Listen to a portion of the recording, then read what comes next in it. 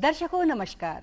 Gwalior diary के आरोग्य कार्यक्रम में मैं प्रतिभा आपका स्वागत करती हूं। दर्शकों, हम में से हर व्यक्ति हमेशा स्वस्थ रहना चाहता है।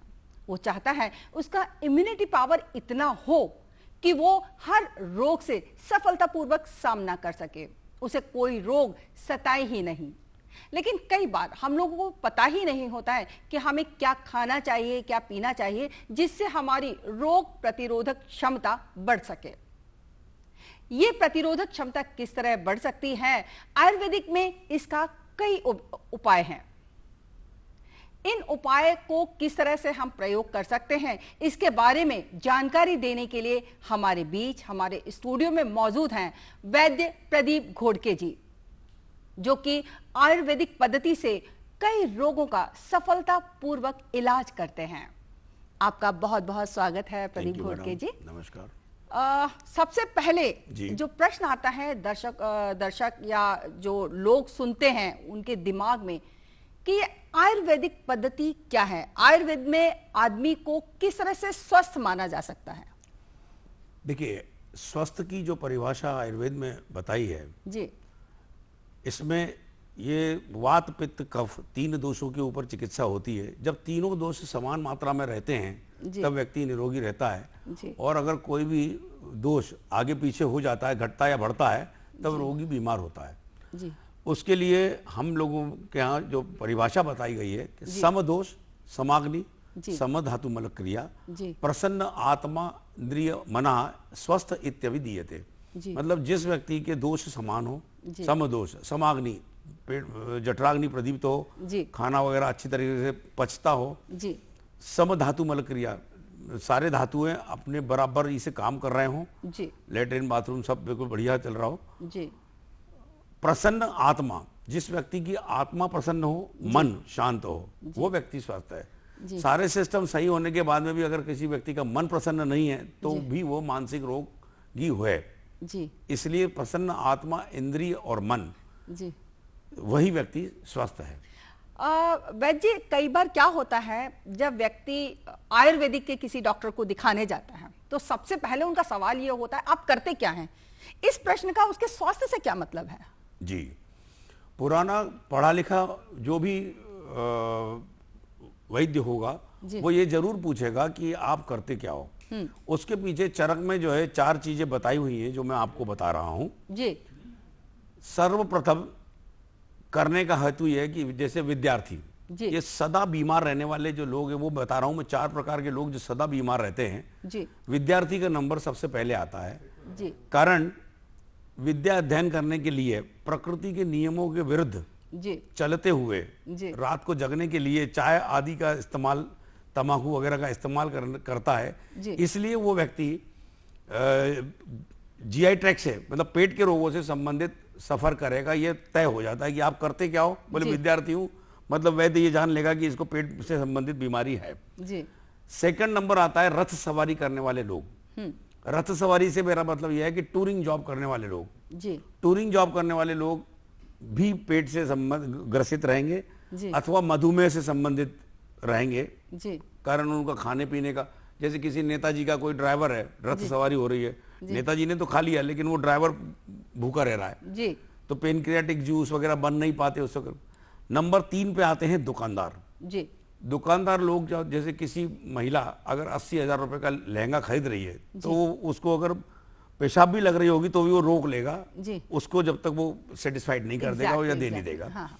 तो इसलिए उसको मलमूत्र से संबंधित व्याधियां होंगी। हम जैसे पूछ लेंगे कि आपको क्या करते, दुकान है आपके, अच्छा ठीक है, तो एक आइडिया, टेंटेटिव आइडिया लग जाएगा। इसलिए कोई भी क्वालिफाइड वैद्य आपको सबसे पहले ये पूछेगा कि आप करते क्या हैं। करने का आयुर्वेदिक डॉक्टर के साथ में ये संबंध है जी। डॉक्टर साहब, क्या होता है कि जैसे हमारे यहाँ बच्चा पैदा होता है जी, हम लोग ये चाहते हैं, माँ बाप उनके ये चाहते हैं, पेरेंट्स ये चाहते हैं कि बच्चे का इम्यूनिटी सिस्टम इतना बढ़िया रहे कि बच्चा स्वस्थ रहे हमेशा, और वो आगे, वो इम्यूनिटी सिस्टम उसका आगे तक काम करता है। मतलब बचपन से जो चीज डेवलप होती है, इट्स नेचुरली वो आगे तक डेवलप रहेगी और उसका शरीर भी उसी तरह का बनेगा। तो बच्चों में इम्यूनिटी सिस्टम बढ़े, उसके लिए क्या करना चाहिए? देखिए, हमने अपने सारे आचार विचार छोड़ दिए हैं, इसलिए इम्यून सिस्टम बच्चों का वीक हो रहा है जी। सबसे पहले हमारे यहाँ जन्म घुटी देने का रिवाज हुआ करता था, जिसके अंदर कायफल, मरोड़पल्ली, जायफल, सुहागा, छोटी पीपल, डीका माली, यष्टि मधु मतलब मोलेटी, ये माँ के दूध में एक एक दो बार घिस के चटाए जाते थे, जिससे कि उसकी रोग प्रतिरोधक क्षमता और पेट वगैरह सही रहता था। आजकल ये सब बंद हो गया है। आजकल के लोगों को केवल इंजेक्शंस और ग्राई वाटर, ये दो चीजें मालूम रह गई है। जबकि ये और दूसरे स्वर्ण प्राशन कराया जाता था शुरू से ही। अगर कोई स्वर्ण प्राशन नहीं भी करा सकता तो कम से कम अपने सोने के ऑर्नामेंट्स को पानी में उबाल ले, कब्बर पानी में, और वो पानी भी अगर बच्चे को तो माइक्रोज में गोल्ड वगैरह जाएगा, जो रोग प्रतिरोधक क्षमता को बढ़ाता है। अच्छा। गोल्ड का इस्तेमाल, मतलब ट्रेस एलिमेंट्स का इस्तेमाल जो है आयुर्वेद के द्वारा किसी भी पेथी में होता है कि नहीं, ये मैं नहीं जानता, लेकिन बिना ट्रेस एलिमेंट्स के कुछ नहीं हो सकता। ट्रेस एलिमेंट में जस्ता आता है जी, ट्रेस एलिमेंट में आपका आयरन आता है, सारे के सारी चीजें आती हैं, उनकी रिक्वायरमेंट बहुत जरूरी है। डॉक्टर साहब, जैसे कि आपने बताया कि जो मेटल आप देते हैं दवाइयों में इस तरह, जबकि डॉक्टर्स का कहना है कि डायरेक्ट अगर अपन मेटल देते हैं तो वो मनुष्य के शरीर को नुकसान पहुंचा सकती है, जैसे आयरन देना है या जिंक देना है या गोल्ड का, जैसे आपने बताया सिल्वर का भी यूज होता है आयुर्वेदिक में, तो ये किस तरह से होता है और आदमी के शरीर को नुकसान क्यों नहीं पहुंचाता? एक्चुअली क्या होता है कि डोज होते हैं 3 प्रकार के, थेरापेटिक डोज, सब थेरापेटिक डोज और ओवरडोज। जी। क्वालिफाइड डॉक्टर जो भी होगा वो आपको थेरापेटिक डोज में दवाई लिखेगा। जी। थेरापेटिक डोज वो होते हैं जो giving the maximum results with the minimise side effect. जी। अंडर डोज देने का कोई मतलब नहीं हो, ओवरडोज से तो नुकसान होगा ही होगा। हाँ जी। आज की तारीख में जितने भी बच्चों के डॉक्टर्स हैं वो जस्ते को दस्ते में दस्त बंद करने के लिए इस्तेमाल करते हैं जी, जबकि उनके zinc gluconate 20 milligram each 5 ml containing में आता है। क्या वो जब लिख देते हैं तो क्या ट्रेस एलिमेंट से नुकसान नहीं होगा? जी। ये कहना बिल्कुल गलत है कि किसी भी, कई बार ट्रायल हो चुकी है, कई बार पेपरों में आ चुका है कि जब भी कभी किसी भी मेटल को भस्मीकृत किया जाता है तो उसको ऑर्गेनिक केमिस्ट्री के आधार के ऊपर उसका केमिकली फॉर्म ही चेंज हो जाता है जी। तो इसलिए ये कहना तो बिल्कुल सरासर गलत है जी कि मेटल्स का इस्तेमाल, आयरन आप देते ही हो जी, लेकिन आयरन ज्यादा दे दोगे तो बॉडी को तकलीफ होगी ना जी जी। थेरापेटिक डोज में जो भी दवाई दी जाती है वो फायदा ही करती है, नुकसान कभी नहीं करती। डॉक्टर साहब, एक चीज और जानना में कि आयुर्वेदिक में किन किन रोगों का उपचार संभव है, किन किन रोगों का उपचार आयुर्वेदिक के द्वारा किया जा सकता है? देखिए, आयुर्वेद के द्वारा डीजनरेटिव डिसीजेस जितनी भी हैं, सर्वाइकल स्पॉन्डिलाइटिस, ऑस्टियोआर्थराइटिस जी, पेट के रोग जी, इन रोगों का बहुत ही सफल इलाज है जी। और बाकी जैसे जो जबरदस्ती कोई क्लेम करते हैं कि साहब डायबिटीज ठीक हो जाएगी, तो उन्होंने पहले ही लिख दिया है कि मधुमेह जो है ठीक नहीं होता जी। इसके बाद में असाध्य व्याधि है, समझदार चिकित्सक उसकी चिकित्सा न करें जी। तदुपरांत उन्होंने बहुत सी ऐसी बीमारियां, अस्थमा, दमा वाले दम के साथ जाएगा, आप कितना भी इलाज करते रहो जी, उससे कोई सेंस नहीं है जी। तो जिनका इलाज सफलतापूर्वक होता है वो मैंने आपको बता दिया जी। डॉक्टर साहब, एक चीज और पूछनी थी आपसे। कई बार ऐसा भ्रांति है लोगों के दिमाग में, मिथ है कि आयुर्वेदिक की जो दवाइयां हैं वो देर से जो है वो असर करती हैं, एलोपैथी जल्दी असर करती है और आयुर्वेदिक की दवाइयां बहुत धीरे धीरे असर करती हैं या कई बार नहीं भी करती हैं, तो ऐसा क्यों लोग सोचते हैं? देखिए, दवाइयां असर करती हैं देर से या नहीं होते। छोटा सा एग्जांपल मैं आपको देता हूं जी। किसी को दस्त लगे जी तो आदमी इसबगोल की भूसी खा लेता है दही के साथ, तो दस्त बंद हो जाते हैं जी। किसी को दस्त चालू कराना हो तो सिंपल एक जमाल गोटा खिला दीजिए जी, आधी घंटे के अंदर दस्त चालू हो जाएंगे जी। तो ये इफेक्ट की बात तो मैंने आपको बता दी कि उसका most of the BMS doctors जो एलोपैथिक प्रैक्टिस करते हैं अपनी पेथी को छोड़कर, उस चक्कर में ये बदनामी हो रही है। अदरवाइज ऐसा कुछ नहीं है कि जो है वो आयुर्वेदिक दवाइयां देर से काम करती हैं जी। आपने इधर जमाल गोटा खाया तो इधर दस्त लगेंगे ही, यूनिवर्सली ट्रू है ये बात जी जी। नहीं, कुछ और जैसे कई बार डायबिटीज होती है, उसमें भी आयुर्वेदिक की दवाइयां देते हैं, तो बोलते धीरे धीरे असर करती हैं पर करती जरूर है, ऐसा करके कुछ? मधुमेह असाध्य है, पहले बोल चुका हूँ जी जी। मधुमेह ठीक नहीं होता जी, जबरदस्ती आप चाहे करेला खाओ, चाहे पाउडर खाओ, चाहे नीम खाओ, कुछ भी खाते रहो, कोई सेंस नहीं है जी। ये भ्रांति है जी। तो सर उससे जो कई बार डायबिटीज से जैसे ऑर्गन्स खराब हो जाते हैं शरीर के, तो क्या उस पे कुछ रोक लगाई जा सकती है? उसकी चिकित्सा होती है, जैसे हमारे यहाँ वसंत कुसुमा का रस दिया जाता है। धातु क्षय होता है डायबिटीज के अंदर, उत्तरोत्तर धातुओं का ह्रास होता है जी। जैसे हम जो खाना खाते हैं उससे रस धातु बनती है जी। रस, रक्त, मांस, अस्थि, मेद, मज्जा और शुक्र, जी। 7वीं धातु शुक्र है जी। जब 7 धातुओं का समन्वय होता है तो इसके बाद में चेहरे पे नूर आता है, जिसको अपन बोलते हैं ओज। जी। डायबिटीज होते ही सबसे पहले उत्तरोत्तर धातुओं का ह्रास होता है जी। ओज सबसे पहले खत्म हो जाता है। डायबिटिक पेशेंट आपको दूर से दिख जाएगा कि इसका ओज कांतिहीन है ये। जी। इसके बाद शुक्र धातु का ह्रास होता है जी। उसकी सेक्सुअल पावर कम हो जाती है। तो क्या इन सब चीजों की ट्रीटमेंट किया जाता है। डायबिटीज अगर आप ये कहें कि ठीक होती है तो मैं नहीं मानता। मेरे आचार्यों ने हजारों वर्ष पहले लिख दिया कि मधुमेह असाध्य है। जी। डॉक्टर साहब, एक अभी देखने में आई है एक बीमारी है कोरोना जी। बहुत सारे मिथ हैं, ये यूज कीजिए, वो यूज कीजिए। आयुर्वेदिक में ऐसा क्या है जिसको यूज करने से हम इस डर को दूर भगा सकते हैं या कुछ हद तक इससे बचा जा सकता है? देखिए, सेंट्रल गवर्नमेंट आयुष डिपार्टमेंट ने एक काढ़ा बताया जिसके अंदर जो है दालचीनी, लौंग, जी, इलायची, काली मिर्ची, इसके अंदर अदरक डाल के काढ़ा पीने के लिए बताया है। हाँ। ये काढ़ा बना के उसमें थोड़ा सा गुड़ का प्रक्षालन कर दीजिए जी। और वो काढ़ा पीजिए। ये इम्यून सिस्टम को बूस्टअप करता है जी। इसके साथ साथ च्यवनप्राश, हाँ, स्वामला, जी, विटामिन सी, विटामिन सी मिलेगी आंवला में आपको। जी। आंवले का मुरब्बा खा सकते हैं। जी। जिंक, जी। और दशमूला रेस्ट एक बहुत अच्छी दवाई है। अगर कोई पिए तो आदमी की इम्यून सिस्टम बहुत अच्छी डेवलप होती है। जी। और जिसकी इम्यून सिस्टम अच्छी होगी जी। उसको कोई भी वायरस एकदम अटैक नहीं करेगा। जी। ये वायरस जो है रेस्पिरेटरी मतलब लंग्स से संबंधित जिसको व्याधियां हैं जी, उसको जो है असर ज्यादा करता है। जी। कारण लंग्स की बाहर कचरा फेंकने की कैपेसिटी खत्म कर देता है, जी। जिस कारण ऑक्सीजन का इंटेक कम हो पाता है जी। और ऑक्सीजन न मिलने के कारण व्यक्ति की मृत्यु होती है। जी। डॉक्टर साहब, एक चीज और है, कई बार क्या होता है कि अभी बीच में जैसे कोरोना का ये चला था तो लॉकडाउन वगैरह, लॉकडाउन के अंदर लोग घर के अंदर बंद थे, खूब खाया पिया, अच्छा खाया पिया, तो हेल्थ लोगों की जो है थोड़ी सी डेवलप हुई। क्या उसको रिड्यूस करने का कोई उपाय है?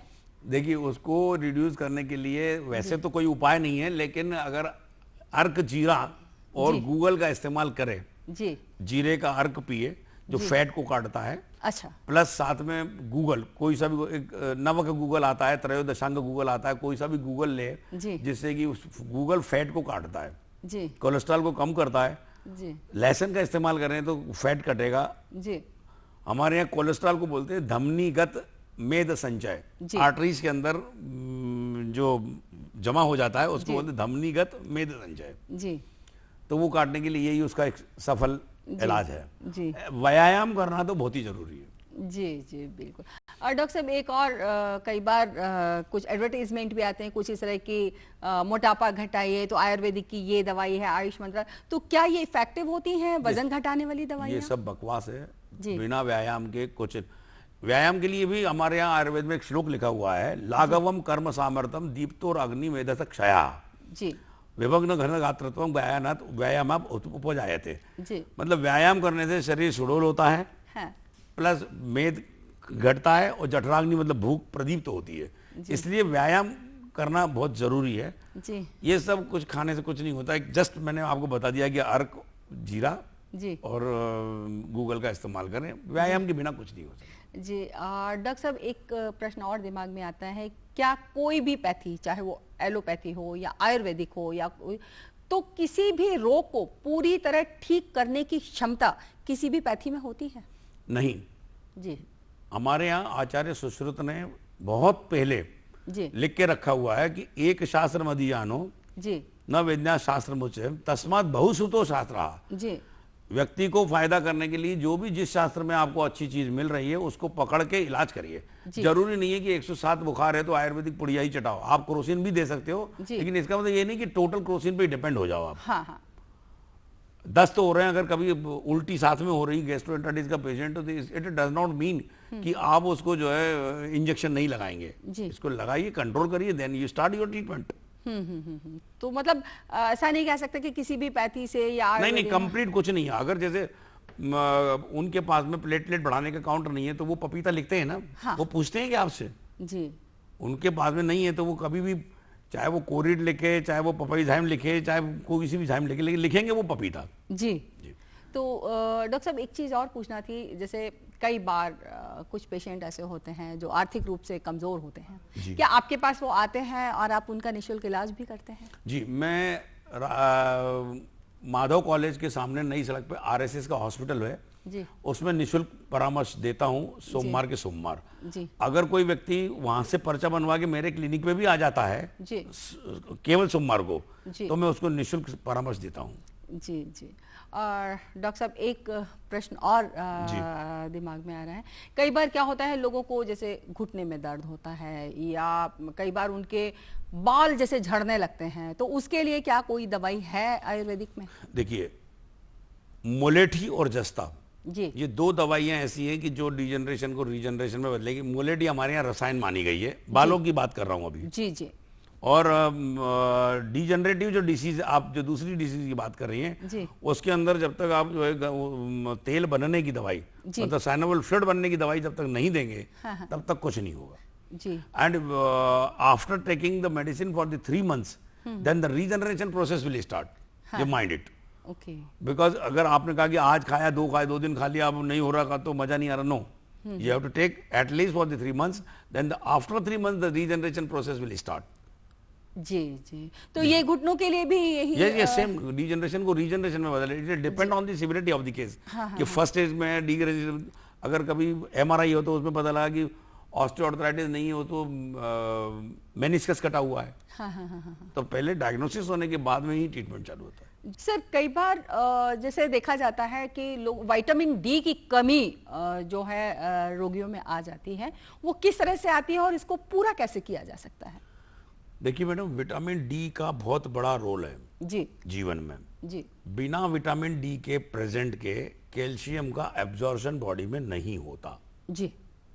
और जब कैल्शियम का एब्जॉर्प्शन नहीं होगा जी, तो वीकनेस आएगी, रिकेट्स, मतलब जैसे बच्चों के अंदर हड्डियां जो एकदम मुलायम हो जाती हैं जी, ऑस्टोपेनिया, ऑस्टोपोरोसिस। ऑस्टोपोरोसिस एक ऐसी बीमारी होती है जैसे हड्डी में जैसे छेद से हो जाते हैं जी। It is because of the deficiency of the calcium जी। और कैल्शियम से होने वाले जितने भी रोग हैं, मांस में दर्द जी, इरिटेबिलिटी जी, खड़े होने में, चलने में तकलीफ जी, ये सारी चीजें, तो विटामिन डी के लिए हमारे यहाँ सबसे पहले, आपने याद भी हो जी, बच्चा जैसे पैदा होता था तो उसको जो है मालिश कराई जाती थी। हाँ, वो अभी भी होती है, मालिश कराई जाती थी और टांगों के ऊपर उसको उल्टा लटका के जी, डाल के उसकी रीढ़ की हड्डी के ऊपर तेल, एक चंदन वाला लाक्षादी तेल आता है जी, जो विटामिन डी का वो सप्त धातु वर्धक है जी। जब भी कभी वीकनेस होती है तो सारे धातुओं को बढ़ाता है जी।